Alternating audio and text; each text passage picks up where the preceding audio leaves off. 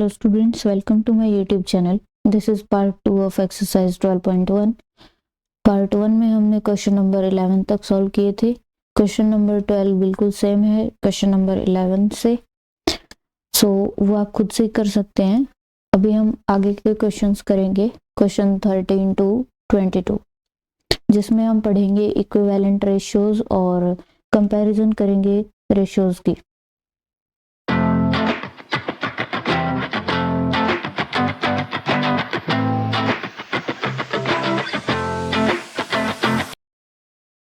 Question number 13 is a pole of length 195 centimeter is divided into two parts such that their lengths are in ratio 7:8.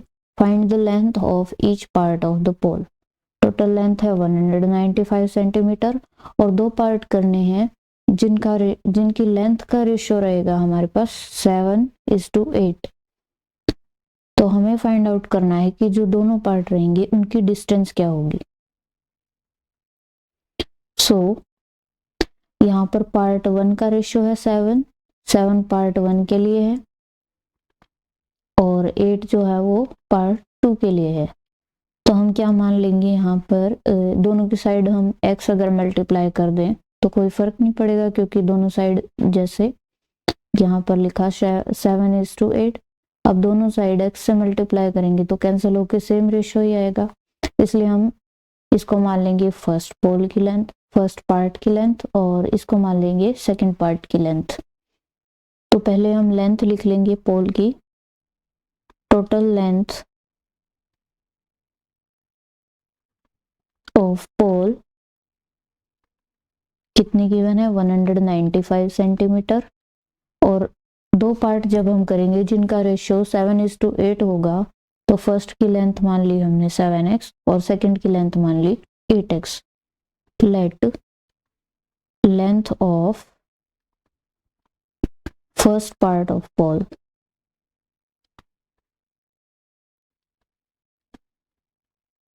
First part की length मान ली 7x और इसी तरीके से let length of second part of pole वो मान ली हमने 8x. अब टोटल लेंथ तो हमारे पास 195 है और हमने दो टुकड़े कर. सपोज हमारे पास एक पोल दिया हुआ है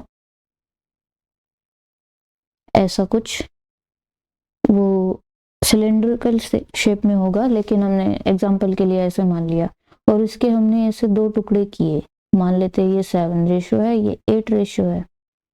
अब इसकी लेंथ हो गई 8x, इसकी लेंथ हो गई 7x, लेकिन हमारे पास टोटल लेंथ कितनी दी हुई है 195. तो अगर हम 7x और 8x को प्लस करेंगे तो हमारे पास 195 आना चाहिए. सो यहाँ पर हम लिखेंगे सो टोटल लेंथ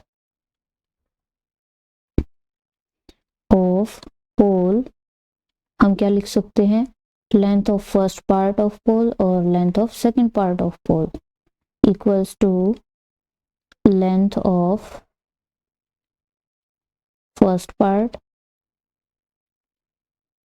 और plus length of second part, ऐसे लिख सकते हैं. तो अब हम वैल्यूज रख देंगे. पोल की लेंथ कितनी है 195 सेंटीमीटर और फर्स्ट पार्ट की लेंथ मान ली हमने 7x और सेकंड की मान ली 8x. अब 7x में 8x ऐड करेंगे तो 7 + 8 = 15x हो गया और यहाँ पर है 195 सेंटीमीटर. अब x की वैल्यू हमें चाहिए तो 15 को हम भेजेंगे दूसरी साइड, तो दूसरी साइड भेजेंगे, यहाँ 15x के साथ मल्टीप्लाई है तो अपोजिट साइड जाएगा इक्वल से, तो डिवाइड हो जाएगा. सो 195 डिवाइड बाय 15, यहाँ पर बचा x. 5 से कैंसिल कर लेते हैं, 5 3 = 15, 5 3 = 15 और यहाँ बचेंगे हमारे पास 4, 5 9 = 45. अब 3 से कर सकते हैं, सो 3 1 = 3, 3 3 = 9. तो x की वैल्यू आ गई हमारी 13 सेंटीमीटर. सो x की वैल्यू 13 आ गई और हमें पता है कि फर्स्ट पार्ट की लेंथ 7x है और सेकंड पार्ट की लेंथ 8x है। तो अब हम दोनों लेंथ फाइंड आउट कर सकते हैं। So length of first part of pole is equal to 7x था, तो x की वैल्यू रख देंगे 7 मल्टीप्लाई 13, सो 13 7 जार 91 सेंटीमीटर। और सेकंड पार्ट के लिए निकालेंगे length of second part of pole, वो मानी थी हमने 8x, यहाँ पर x की वैल्यू रखेंगे x 8 मल्टीप्लाई 13, सो 104 सेंटीमीटर। तो ये हमारे आंसर हो गई। 91 जो है वो फर्स्ट पार्ट की लेंथ है 91 सेंटीमीटर और सेकंड पार्ट की लेंथ है 104 centimetre. Next is question number 14। Find two equivalent ratios of 2:9 and 27:45। अब इक्विवेलेंट रेशियो क्या होते हैं? जैसे हम इक्विवेलेंट फ्रैक्शन पढ़ते थे, इक्विवेलेंट फ्रैक्शंस क्या होती थी कि कोई भी फ्रैक्शन दी हुई है उसको हम किसी एक नंबर से न्यूमरेटर और डिनोमिनेटर में सेम नंबर से मल्टीप्लाई करके या फिर डिवाइड करके हम जो फ्रैक्शन फाइंड आउट करते थे वो इक्विवेलेंट होती थी। बिल्कुल वैसे ही रेशियो में होता है। रेशियो में भी हम किसी पर्टिकुलर कोई भी नंबर सपोज 2 से या 3 से न्यूमरेटर में भी मल्टीप्लाई करेंगे, डिनोमिनेटर में भी करेंगे, या फिर डिवाइड अगर हम कर रहे हैं तो हम सेम नंबर से न्यूमरेटर और डिनोमिनेटर दोनों में डिवाइड करेंगे, तो हमारे पास जो फ्रैक्शन आएगी या हम बोल सकते हैं रेशियो आएगा उसको हम इक्विवेलेंट रेशियो कहेंगे। तो सॉल्व करते हैं। फर्स्ट है हमारा 2:9, तो 2:9 को हम लिख सकते हैं 2 डिवाइड बाय 9। फ्रैक्शन करते थे बिल्कुल वैसा ही करना है, तो इसको हम लिखेंगे, मान लो हम 2 से मल्टीप्लाई करें, 2/9 को मल्टीप्लाई करेंगे हम, यहाँ भी 2 से करेंगे, यहाँ भी 2 से करेंगे, मतलब यहाँ पर सेम नंबर लेना है जैसे हम फ्रैक्शन वाले चैप्टर में करते थे। सो 2 2 जार 4, 9 2 जार 18, तो 4 इसको हम लिख सकते हैं 4:18। तो ये जो रेशियो आया और ये जो रेशियो गिवन था, ये दोनों रेशियो इक्विवेलेंट हैं। इसी तरीके से हम किसी और नंबर से करके एक और इक्विवेलेंट रेशियो फाइंड आउट कर सकते हैं। 2:9 इक्वल्स टू 2/9, और इसको हम लिखेंगे 3 से मल्टीप्लाई कर लेते हैं, 2 मल्टीप्लाई 3 और divide by 9 multiply 3, 2 3 jar 6, 9 3 jar 27, तो इसको हम लिखेंगे 6:27। तो ये रेशियो और ये रेशियो इक्विवेलेंट हैं। इसी तरीके से हम 27:45 में करेंगे। 27:45 इसको हम लिख सकते हैं 27 डिवाइड बाय 45। अब हम चाहें तो मल्टीप्लाई कर सकते हैं, चाहे तो डिवाइड कर सकते हैं। सपोज हम डिवाइड करते हैं 3 से, सो हमें पता है कि ये दोनों नंबर 3 से डिवाइड होते हैं, तो डिवाइड करते टाइम आपको सेम ऐसा नंबर फाइंड आउट करना है जिससे कि ये दोनों नंबर जो रेशियो की दोनों टर्म्स हैं वो दोनों डिवाइड होनी चाहिए। सो 27 को हम डिवाइड करेंगे 3 से, 45 को भी करेंगे 3 से, तो 27 डिवाइड बाय 3, सो 3 9 जार 27, तो यहाँ आ गया 9, और 45 को करेंगे 3 1 जार 3, 3 5 जार 15, तो यहाँ आ गया 15। एक करते हैं हम मल्टीप्लाई करके, अब ये भी इक्विवेलेंट रेशियो आ गया 9:15। अब मल्टीप्लाई करके देखते हैं। सो 27:45 इसको हम लिख सकते हैं 27 डिवाइड बाय 45। अब हम मल्टीप्लाई करेंगे 27 multiply 2 divide by 45 multiply 2, 2 7 jar 14, 2 2 jar 4, 4 + 1 is 5, divide में आ गया 2 5 जार 10, 2 4 जार 8, 8 + 1 इज 9, 54:90। तो ये भी रेशियो इक्विवेलेंट आया हमारे गिवन रेशियो 27:45 के। तो आप डिवाइड करके भी निकाल सकते हैं और मल्टीप्लाई करके भी, जैसे हम फ्रैक्शन वाले चैप्टर में करते थे, बिल्कुल वैसे ही। अब question number 15, find the missing numbers. यहाँ पर हमारे पास कुछ फ्रैक्शंस दी हुई हैं और यहाँ पर जो ब्लैंक हैं वो नंबर्स फाइंड आउट करने हैं हमें। तो 10 divide by 25 equals to 40 divide by dash. तो हम जैसे फ्रैक्शन वाले चैप्टर में करते थे बिल्कुल वैसा ही है। तो पहले हमें जो गिवन नंबर हैं उनमें रिलेशन फाइंड आउट करना होता है। जैसे यहाँ पर ऊपर वाले दोनों नंबर गिवन है, यानी न्यूमरेटर गिवन है, तो दोनों न्यूमरेटर में हम रिलेशन देखेंगे क्या हो सकता है। सो यहाँ पर है 10 और यहाँ पर है 40, मतलब बड़ा नंबर है बाद वाला, तो बड़ा है तो हम पहले वाले को मल्टीप्लाई करेंगे। तो हमें फाइंड आउट करना पड़ेगा कि किससे मल्टीप्लाई करेंगे। तो यहाँ पर जो बड़ा है उसको हम डिवाइड करके देखेंगे छोटे वाले से। 40 को 10 से करेंगे तो 10 4 जा 40 होता है। तो यहाँ हमें पता चल गया कि 4 से मल्टीप्लाई कर सकते हैं, मतलब कि 10 को अगर हम 4 से मल्टीप्लाई करेंगे तो 40 आएगा, हमें पता है। तो सेम ऑपरेशन हम नीचे वाले नंबर पे लगाते हैं जैसे हमने प्रीवियस क्वेश्चन में भी किया। सो 10 बाय 25, इसको हम लिखेंगे 10 मल्टीप्लाई 4 और नीचे क्या है 25, तो 25 को भी करना पड़ेगा क्योंकि हम सेम नंबर से ही मल्टीप्लाई करते हैं डिनोमिनेटर में भी। सो 10 मल्टीप्लाई 4 इज 10 4 जा 40, 25 4 जा 100। तो हमें पता चल गया कि यहाँ ब्लैंक में 100 आएगा। अब हमारे पास नई फ्रैक्शन आ गई 40 बाय 100 इक्वल्स टू, यहाँ पर है डैश डिवाइड बाय 50। अब 100 से यहाँ पर छोटा नंबर बन गया, यानी कि डिवाइड करेंगे हम किसी नंबर से। तो पहले हम डिवाइड करके देख लेते हैं इनको।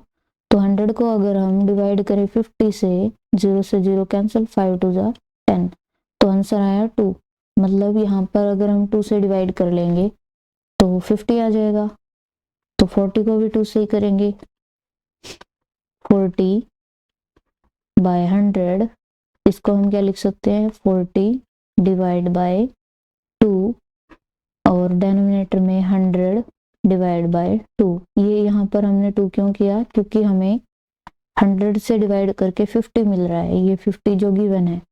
तो सेम नंबर से हम ऊपर भी करेंगे, यहाँ डिवाइड किया है तो ऊपर भी डिवाइड ही करेंगे। तो 40 को अगर हम 2 से डिवाइड करें, 2 2 जा 4, 0 एज इट इज, सो 20, और 100 को करेंगे तो 50 आएगा। मतलब यहाँ पर ब्लैंक में हमारा आ गया 20। तो इसी तरीके से हम इसमें सॉल्व करेंगे 36 by 63।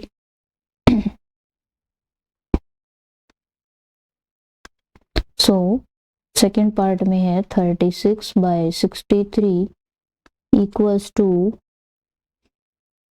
4 multiply dash, 4 multiply dash. तो यहाँ पर छोटा नंबर बन रहा है, तो 36 को अगर हम डिवाइड करें, 36 को डिवाइड करें 4 से, तो 4 9 जार 36, मतलब हमें 9 से करना है डिवाइड। सो 36 बाय 63, इसको हम डिवाइड करेंगे 9 से। 36 डिवाइड 9 डिवाइड बाय 63 डिवाइड 9, तो इसको कैंसिल कर लेंगे। 9 4 जार 36, 9 7 जार 36। तो ऊपर हमें 4 गिवन था पहले से 4 और डिवाइड में आ गया 7, मतलब ब्लैंक में हमारा 7 आ गया। अब नई फ्रैक्शन बन गई 4 बाय 7 और थर्ड फ्रैक्शन क्या दी हुई थी, डैश डिवाइड बाय 21। यहाँ पर ब्लैंक है, डिवाइड बाय 21। अब 7 से 21 बन गया। तो 7 से 21 कैसे बन सकता है, 27 को अगर हम 3 से मल्टीप्लाई करें, हमें पता है 7 3 जा 21 होता है, तो ऊपर भी हम 3 से ही मल्टीप्लाई करेंगे। सो 4 बाय 7 इक्वल्स टू 4 मल्टीप्लाई 3 और 7 मल्टीप्लाई 3। सो 4 3 जार 12, 7 3 जार 21। तो नीचे 21 पहले से गिवन है, ऊपर आ गया हमारे पास 12। तो इसी तरीके से आप इक्विवेलेंट रेशियो फाइंड आउट कर सकते हैं। और उसी के बेस पर ये जो फिलिप्स वाले क्वेश्चन हैं ये कर सकते हैं। Next is question number 16, compare the ratios. यहाँ पर हमें रेशियो को कंपेयर करना है, यानी बताना है कि कौन सा रेशियो बड़ा है, कौन सा रेशियो छोटा है। तो फर्स्ट पार्ट में गिवन है हमारे पास 1:5 और सेकंड पार्ट में 3:17। 1:5 को हम लिख सकते हैं 1/5 और 3:17 को हम लिख सकते हैं 3/17। अब हमारे पास फ्रैक्शंस आ गई, फ्रैक्शंस कंपेयर करना हम सीख चुके हैं, एक बार फिर से कर लेते हैं। सो 1/5 और 3/17 में अगर हमें बताना है कि कौन सी फ्रैक्शन बड़ी है, कौन सी फ्रैक्शन छोटी है, तो उसके लिए हम क्या करते थे कि डिनोमिनेटर में जो नंबर्स हैं उनका एलसीएम निकालते थे हम, और फिर डिनोमिनेटर को सेम बनाकर न्यूमरेटर के अकॉर्डिंग बताते थे बड़ी और छोटी फ्रैक्शन। तो यहाँ पर डिनोमिनेटर में है 5 और 17, तो दोनों का एलसीएम निकालेंगे। एलसीएम ऑफ 5 एंड 17, तो 5 और 17 का एलसीएम निकालेंगे। 5, 17, तो यहाँ पर फर्स्ट प्राइम 5 से ही डिवाइड होंगे, 2 से 3 से नहीं डिवाइड होते। सो 5 1 जार 5 और 17 डिवाइड नहीं होता, 17 एज इट इज रहेगा। फिर डायरेक्ट 17 से ही होंगे 1 और 1, तो 17 5 जार एलसीएम आ गया हमारा 17 × 5 विच इज 85। तो एलसीएम आ गया 5 और 17 का 85, तो यह आ गया 85।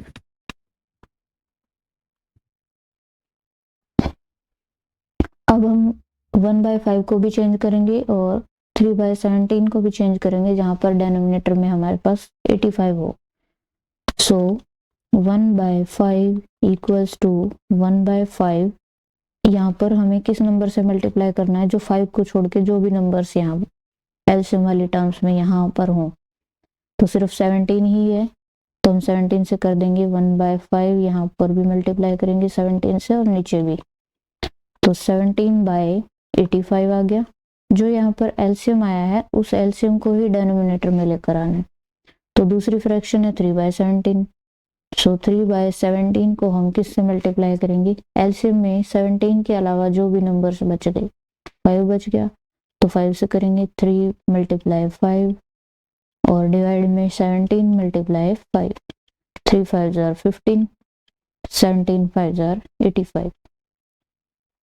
अब ये दोनों फ्रैक्शंस आ गई हमारे पास, तो इनमें हम डिनोमिनेटर सेम होने के बाद ये देखेंगे कि न्यूमरेटर किस में बड़ा है, वही फ्रैक्शन हमारी बड़ी हो जाएगी।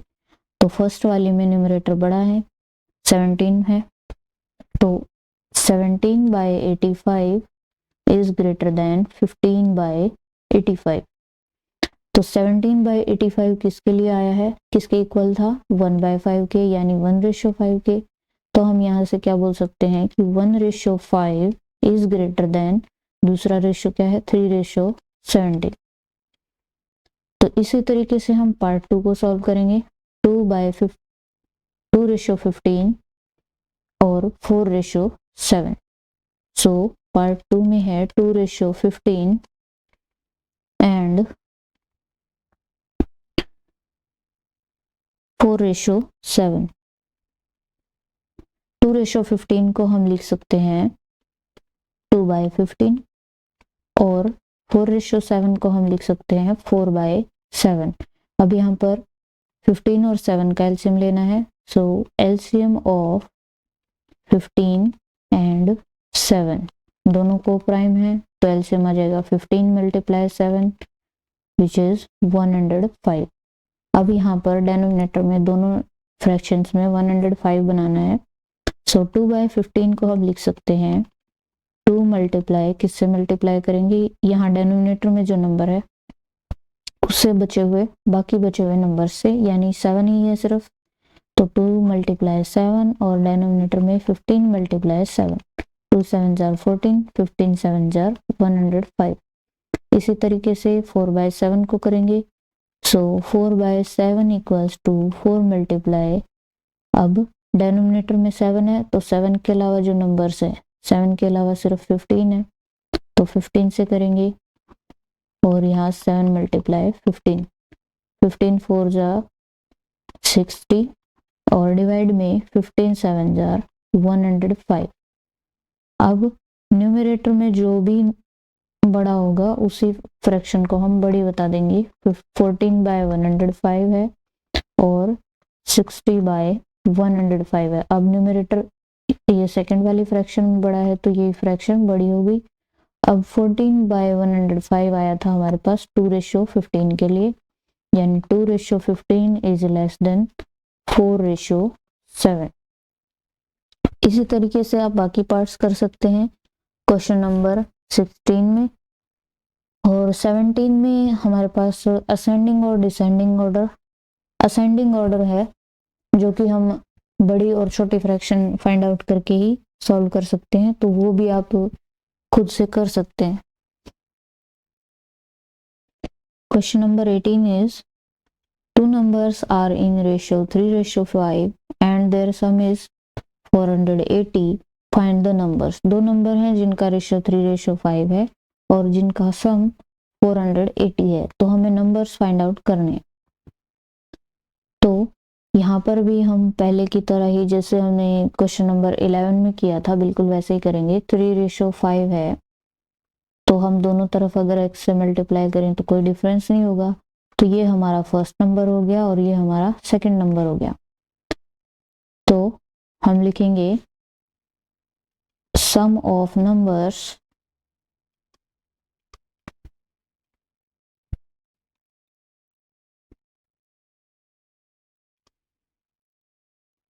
इक्वल टू 480 गिवन है और हम फर्स्ट नंबर मान लेंगे।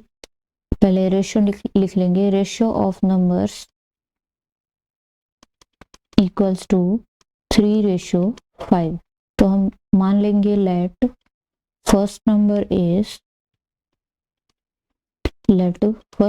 इज इक्वल टू 3 के साथ x को मल्टीप्लाई करेंगे। Let second number equals to 5 के साथ x को मल्टीप्लाई करेंगे। तो ये नंबर्स आ गए। अब दोनों का सम 480 है और ये पहला नंबर है, ये दूसरा नंबर है, तो दोनों को ऐड करेंगे तो 480 के इक्वल होना चाहिए। So according to question 3x + 5x किसके इक्वल होना चाहिए, यानी first number plus second number equals to होना चाहिए 480।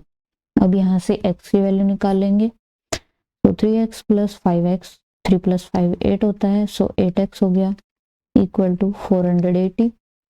अब x की वैल्यू निकालने के लिए 8 को हम दूसरी तरफ भेजेंगे तो 8 डिवाइड हो जाएगा, 480 डिवाइड बाय 8, सो 8 से कैंसिल कर लेंगे, 8 1 जार 8, 8 6 जार 48, 0 बचे 0 एज इट इज। तो x की वैल्यू आ गई यहाँ से 60। तो फर्स्ट नंबर निकाल लेंगे हम। So first number equal to कितना था, 3x था, यहाँ x की वैल्यू रखेंगे 3 × 60 180। और दूसरा नंबर निकालेंगे, सेकंड नंबर 5x था, सो 5 × 60, 6 5 जार 30 और 60 का 0, सो 300 आ गया हमारा सेकंड नंबर। बिल्कुल ऐसे ही हम क्वेश्चन नंबर 19 कर सकते हैं। Now question number 20 is the ratio of number of male teachers to female teachers in a school is found to be 3:2। एक स्कूल में मेल टीचर्स और फीमेल टीचर्स का रेशियो है 3:2। If there are 30 male teachers, 30 वहां पर male teachers हैं, find the number of female teachers, तो female teachers कितनी है वो फाइंड आउट करना है। सो हमारे पास गिवन क्या है, male teachers to female teachers का रेशियो, तो हम लिखेंगे number of male teachers divide by number of female teachers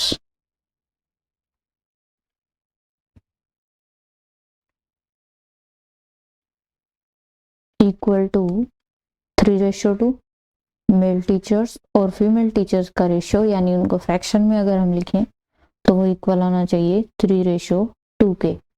अब हमारे पास मेल टीचर्स दिए हुए हैं 30, so number of male teachers की जगह पर हम रखेंगे 30 divide by number of female teachers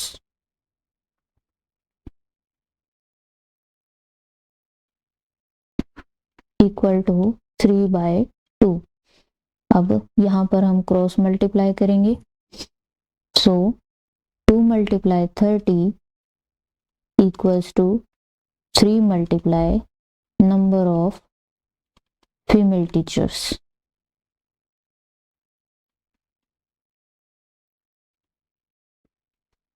तो यहाँ पर हमें फाइंड आउट करना है नंबर ऑफ फीमेल टीचर्स, तो हम 3 को इधर लेकर आएंगे, so number of female teachers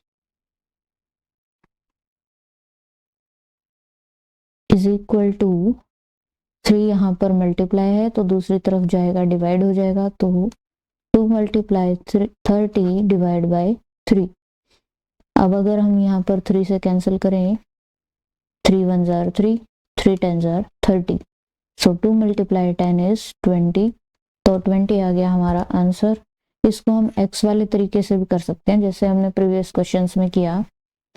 यहाँ 3:2 गिवन है, 3:2 गिवन है, ये मेल टीचर्स हैं, ये फीमेल टीचर्स हैं, दोनों के साथ हम x अप्लाई करेंगे, सो 3x और 2x।